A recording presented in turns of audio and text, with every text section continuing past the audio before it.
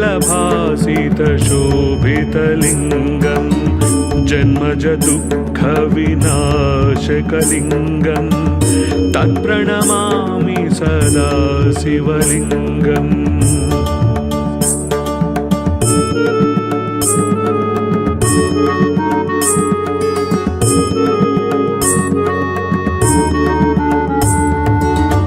देवमुनिप्रवरार्चितलिङ्गं कामदहन करुणाकरलिङ्गं रावणदर्पविनाशनलिङ्गं तत्प्रणमामि सदा शिवलिङ्गम्।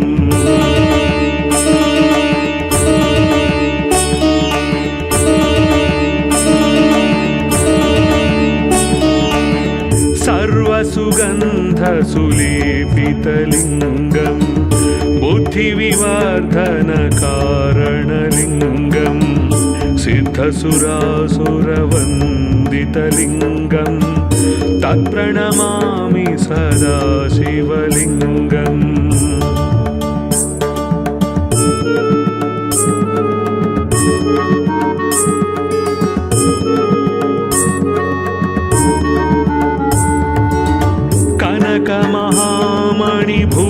कनकमहामणिभूषितलिङ्गं फणिपतिवेष्टितशोभितलिङ्गं दक्षसुयज्ञविनाशनलिङ्गं तत्प्रणमामि सदा शिवलिङ्गम्।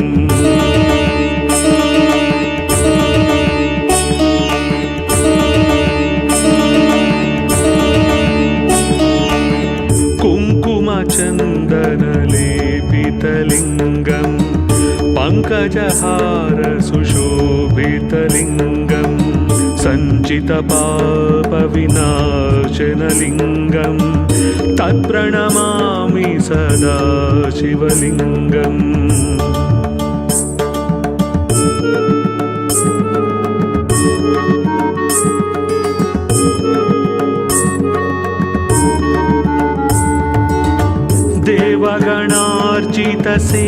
देवगणार्चितसेवितलिङ्गं भावैर्भक्तिभिरेव च लिङ्गं दिनकरकोटिप्रभाकरलिङ्गं तत्प्रणमामि सदा शिवलिङ्गम्।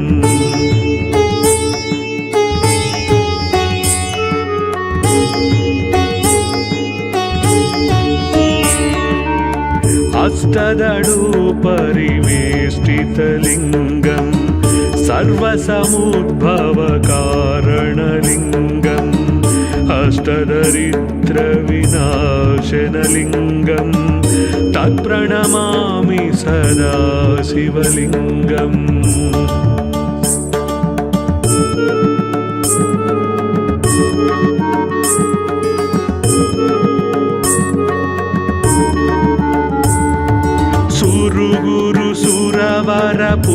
सुरवरपूजितलिङ्गं सुरवनपुष्पसदार्चितलिङ्गं परमपदं परमात्मकलिङ्गं तत्प्रणमामि सदा शिवलिङ्गम्।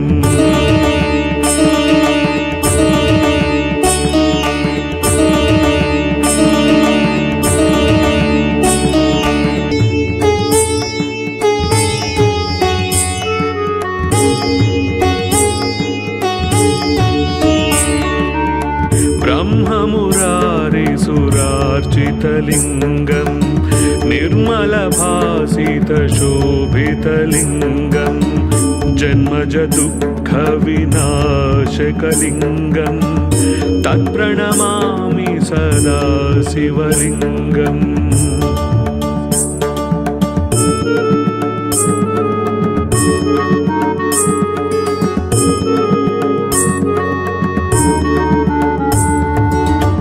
देवमुनिप्रवरार्चितलिङ्गं कामदहन करुणाकरलिङ्गं रावणदर्पविनाशनलिङ्गं तत्प्रणमामि सदा शिवलिङ्गम्।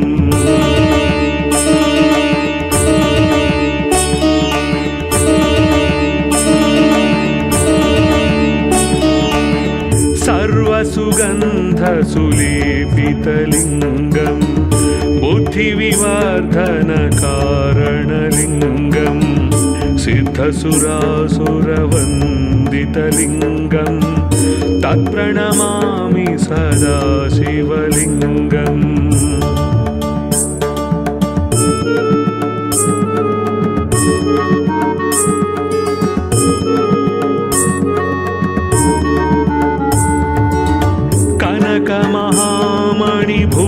कनकमहामणिभूषितलिङ्गं फणिपतिवेष्टितशोभितलिङ्गं दक्षसुयज्ञविनाशनलिङ्गं तत्प्रणमामि सदा शिवलिङ्गम्।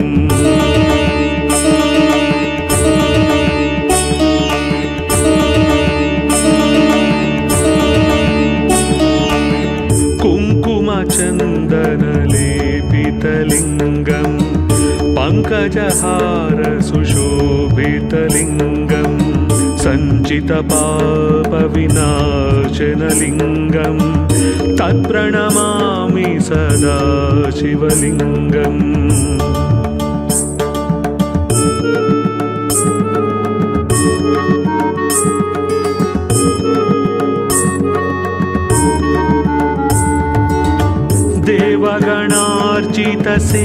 देवगणार्चितसेवितलिङ्गं भावैर्भक्तिभिरेव च लिङ्गं दिनकरकोटिप्रभाकरलिङ्गं तत्प्रणमामि सदा शिवलिङ्गम्।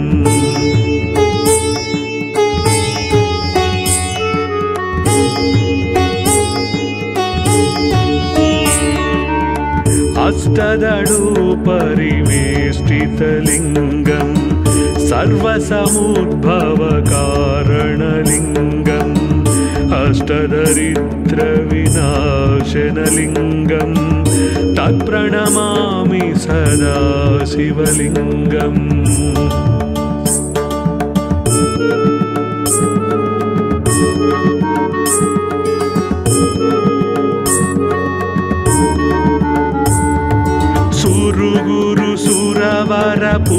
सुरवरपूजितलिङ्गं सुरवनपुष्पसदार्चितलिङ्गं परमपदं परमात्मकलिङ्गं तत्प्रणमामि सदा शिवलिङ्गम्।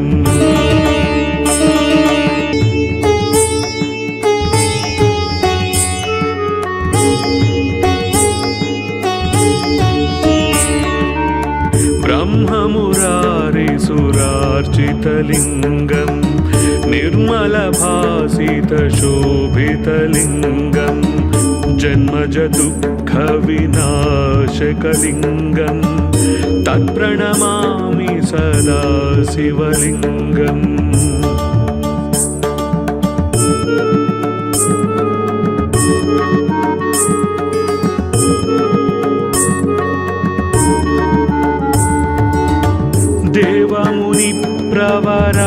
देवमुनिप्रवरार्चितलिङ्गं कामदहन करुणाकरलिङ्गं रावणदर्पविनाशनलिङ्गं तत्प्रणमामि सदा शिवलिङ्गम्।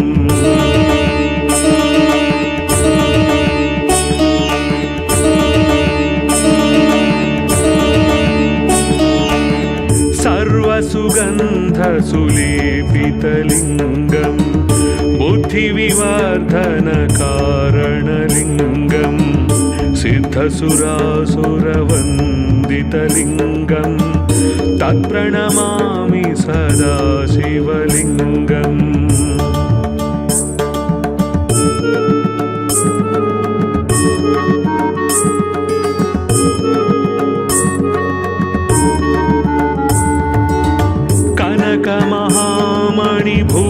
कनकमहामणिभूषितलिङ्गं फणिपतिवेष्टितशोभितलिङ्गं दक्षसुयज्ञविनाशनलिङ्गं तत्प्रणमामि सदा शिवलिङ्गम्।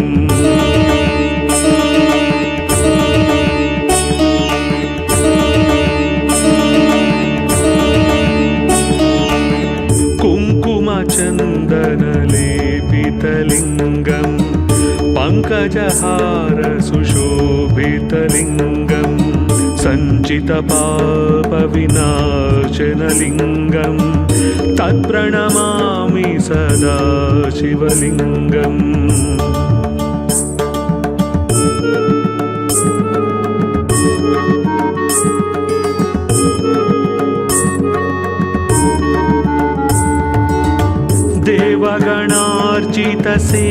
देवगणार्चितसेवितलिङ्गं भावैर्भक्तिभिरेव च लिङ्गं दिनकरकोटिप्रभाकरलिङ्गं तत्प्रणमामि सदा शिवलिङ्गम्।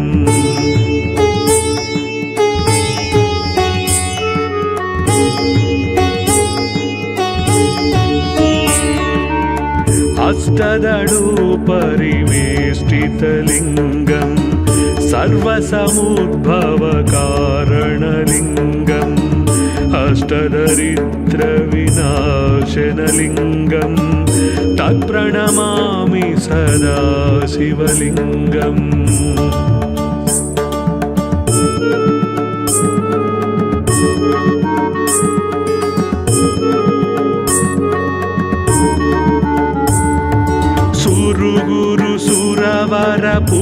सुरवरपूजितलिङ्गं सुरवनपुष्पसदार्चितलिङ्गं परमपदं परमात्मकलिङ्गं तत्प्रणमामि सदा शिवलिङ्गम्।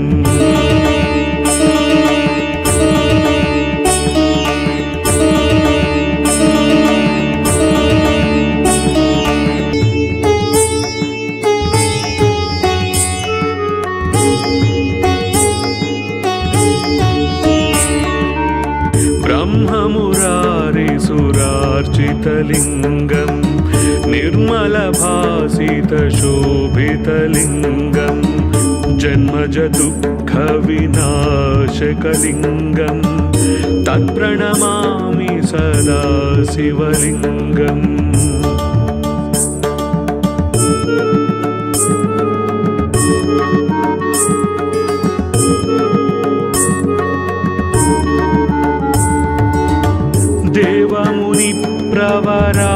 देवमुनिप्रवरार्चितलिङ्गं कामदहन करुणाकरलिङ्गं रावणदर्पविनाशनलिङ्गं तत्प्रणमामि सदा शिवलिङ्गम्।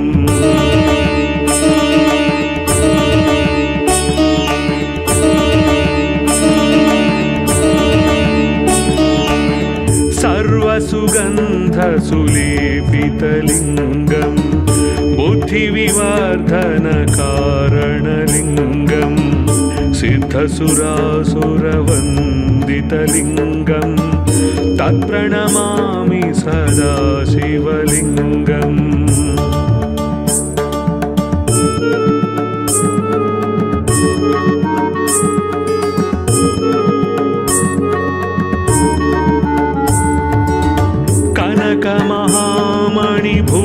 कनकमहामणिभूषितलिङ्गं फणिपतिवेष्टितशोभितलिङ्गं दक्षसुयज्ञविनाशनलिङ्गं तत्प्रणमामि सदा शिवलिङ्गम्।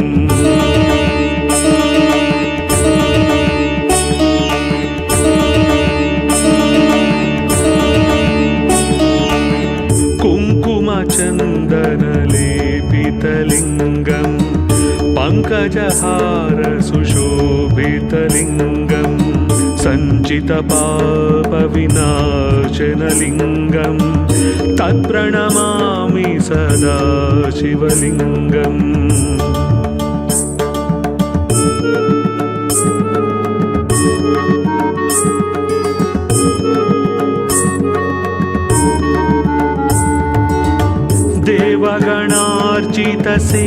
देवगणार्चितसेवितलिङ्गं भावैर्भक्तिभिरेव च लिङ्गं दिनकरकोटिप्रभाकरलिङ्गं तत्प्रणमामि सदा शिवलिङ्गम्।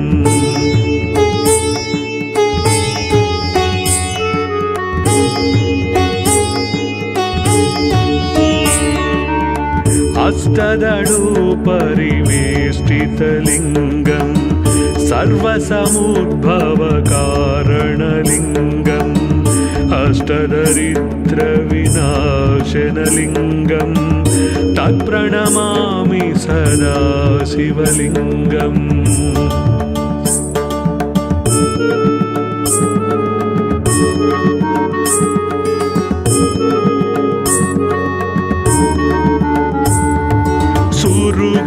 सुरवरपूजितलिङ्गं सुरवनपुष्पसदार्चितलिङ्गं परमपदं परमात्मकलिङ्गं तत्प्रणमामि सदा शिवलिङ्गम्।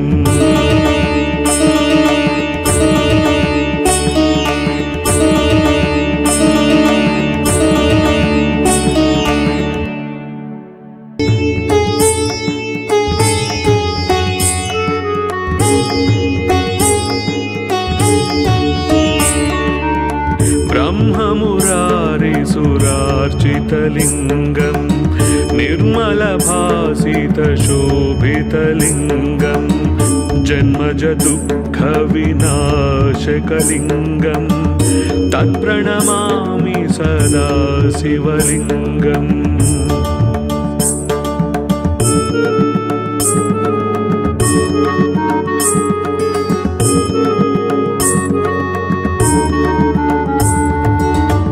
देवमुनिप्रवरार्चितलिङ्गं कामदहन करुणाकरलिङ्गं रावणदर्पविनाशनलिङ्गं तत्प्रणमामि सदा शिवलिङ्गम्।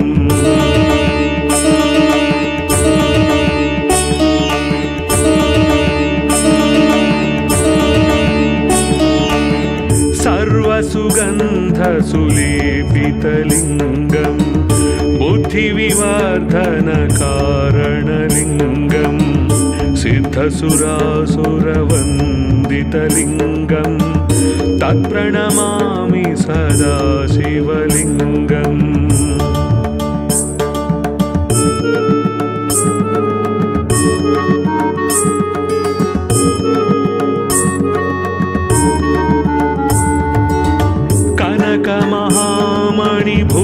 कनकमहामणिभूषितलिङ्गं फणिपतिवेष्टितशोभितलिङ्गं दक्षसुयज्ञविनाशनलिङ्गं तत्प्रणमामि सदा शिवलिङ्गम्।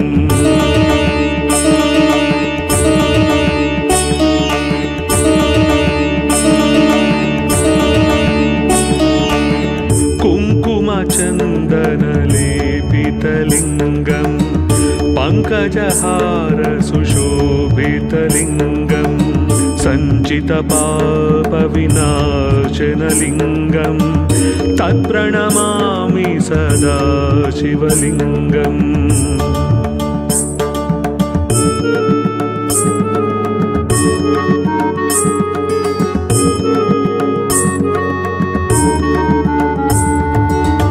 देवगणार्चितसेवितलिङ्गं भावैर्भक्तिभिरेव च लिङ्गं दिनकरकोटिप्रभाकरलिङ्गं तत्प्रणमामि सदा शिवलिङ्गम्।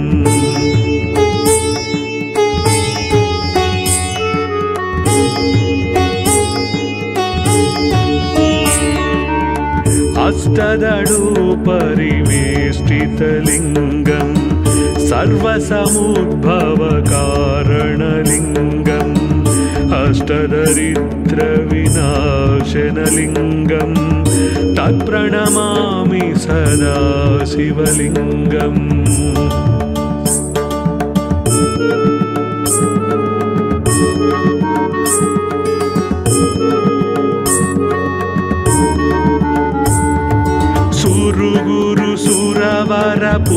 सुरवरपूजितलिङ्गं सुरवनपुष्पसदार्चितलिङ्गं परमपदं परमात्मकलिङ्गं तत्प्रणमामि सदा शिवलिङ्गम्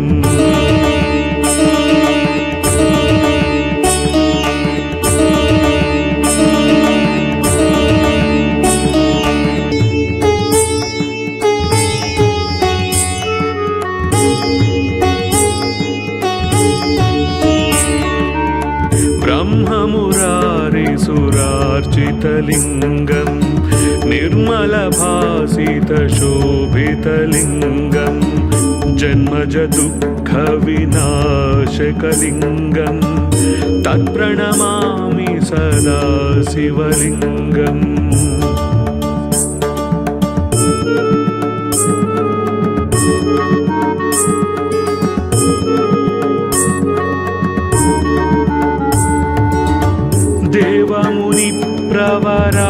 देवमुनिप्रवरार्चितलिङ्गं कामदहन करुणाकरलिङ्गं रावणदर्पविनाशनलिङ्गं तत्प्रणमामि सदा शिवलिङ्गम्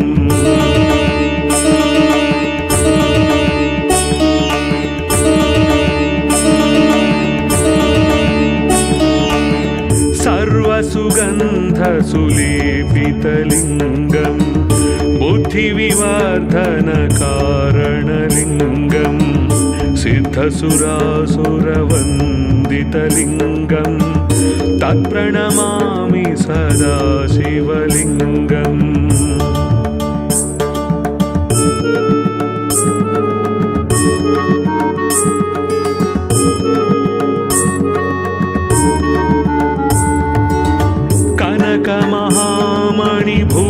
कनकमहामणिभूषितलिङ्गं फणिपतिवेष्टितशोभितलिङ्गं दक्षसुयज्ञविनाशनलिङ्गं तत्प्रणमामि सदा शिवलिङ्गम्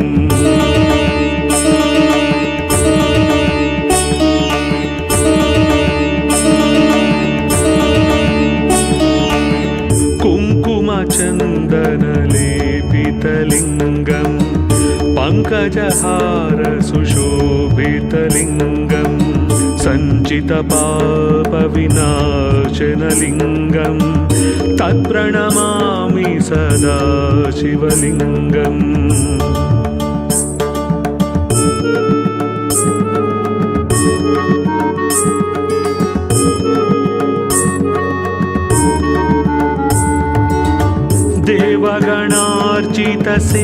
देवगणार्चितसेवितलिङ्गं भावैर्भक्तिभिरेव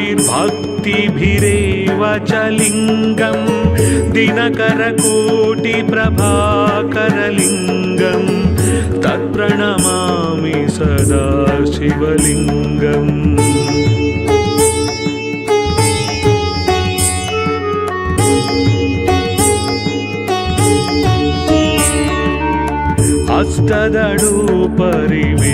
हस्तदडुपरिवेष्टितलिङ्गं सर्वसमुद्भवकारणलिङ्गम् अष्टदरिद्रविनाशनलिङ्गं तत्प्रणमामि सदा शिवलिङ्गम्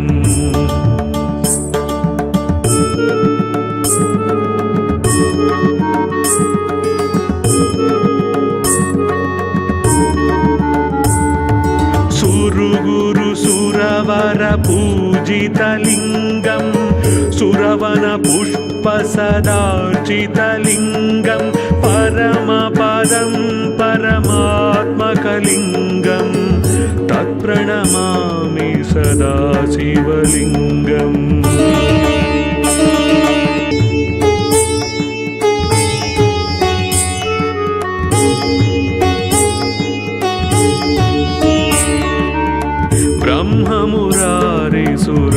ब्रह्ममुरारिसुरार्चितलिङ्गं निर्मलभासितशोभितलिङ्गं जन्मजदुःखविनाशकलिङ्गं तत्प्रणमामि सदा शिवलिङ्गम्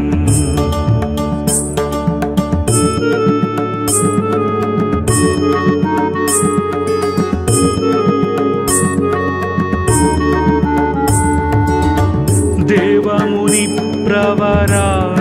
पूजितलिङ्गं कामदहन करुणाकरलिङ्गं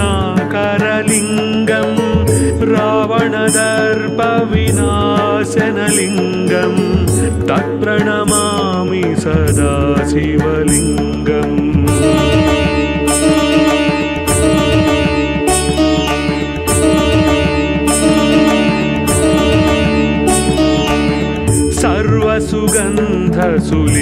सर्वसुगन्धसुलेपितलिङ्गं बुद्धिविवर्धनकारणलिङ्गं सिद्धसुरासुरवन्दितलिङ्गं तत्प्रणमामि सदा शिवलिङ्गम्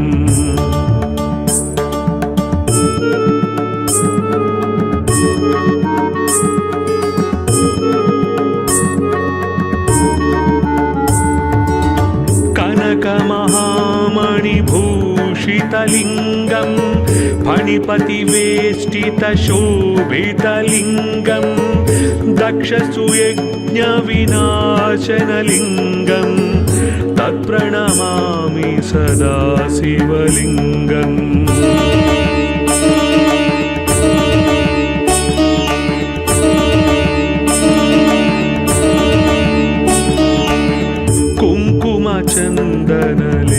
कुङ्कुमचन्दनलेपितलिङ्गं पङ्कजहारसुशोभितलिङ्गं सञ्चितपापविनाशनलिङ्गं तत्प्रणमामि सदा शिवलिङ्गम्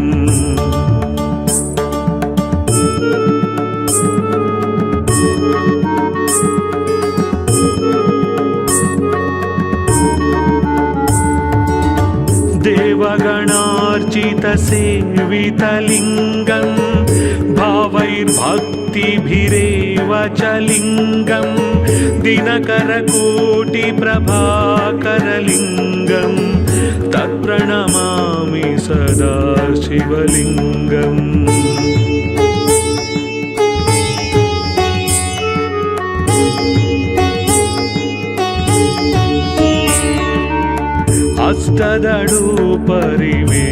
अष्टदळुपरिवेष्टितलिङ्गं सर्वसमुद्भवकारणलिङ्गम् अष्टदरिद्रविनाशनलिङ्गं तत्प्रणमामि सदा शिवलिङ्गम्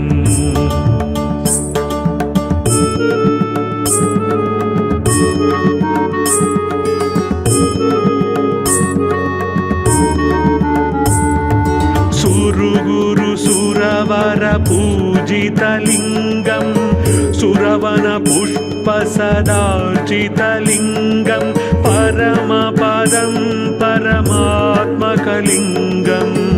तत्प्रणमामि सदा शिवलिङ्गम्